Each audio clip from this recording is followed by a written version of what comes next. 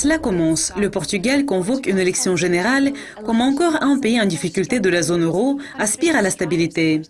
Bonjour et bienvenue dans la revue de presse de jeudi. Dans le message télévisé, le président Silva a annoncé que le pays va se rendre aux urnes le 4 octobre. Les gens vont livrer leur verdict sur 4 ans d'austérité et un plan de sauvetage international. Si vous vous rappelez bien, M. Coelho a remporté les élections en juin 2011 et a forgé une alliance entre les sociaux-démocrates et le Parti populaire qui est plus petit. Malgré 4 ans marqués par la récession, le chômage record et une vague d'émigration, la coalition au pouvoir a réduit le sondage d'opinion mené par le Parti socialiste jusqu'à l'intérieur de la marge d'erreur.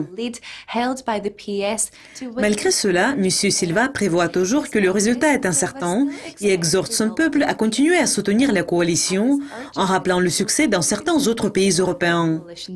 Et il a ajouté, en raison des grands défis auxquels le pays doit faire face, le Portugal est un des pays en Europe où la stabilité politique est absolument nécessaire.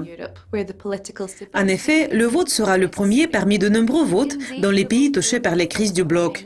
L'Espagne et l'Irlande vont suivre le Portugal et les spectateurs prévoient que les images récentes des queues en Grèce aux distributeurs automatiques pour recevoir de l'argent vont fortement influencer la prise de décision des gens.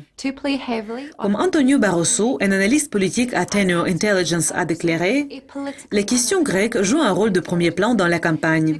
Le gouvernement l'utilise pour justifier la politique mise en œuvre dans le cadre du programme d'ajustement et pour montrer qu'il n'y avait pas d'autre alternative.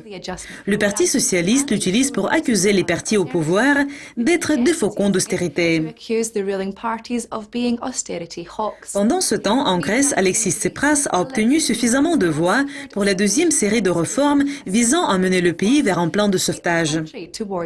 Il y avait eu des craintes en matière de rébellion de la part des députés, mais après un long débat qui a fini à 4 heures du matin, heure locale, le Premier ministre a reçu 230 voix favorables, y compris celui de l'ancien ministre des Finances Yanis Varoufakis. Il y avait 63 voix contre et 5 abstentions. La perte de l'euro-dollar a progressé suite à la confirmation du vote oui. Et n'oubliez pas que vous pouvez apprendre tous les moments des principales devises en jetant un coup d'œil à nos mises à jour tout au long de la journée. Mais pour le moment, au revoir.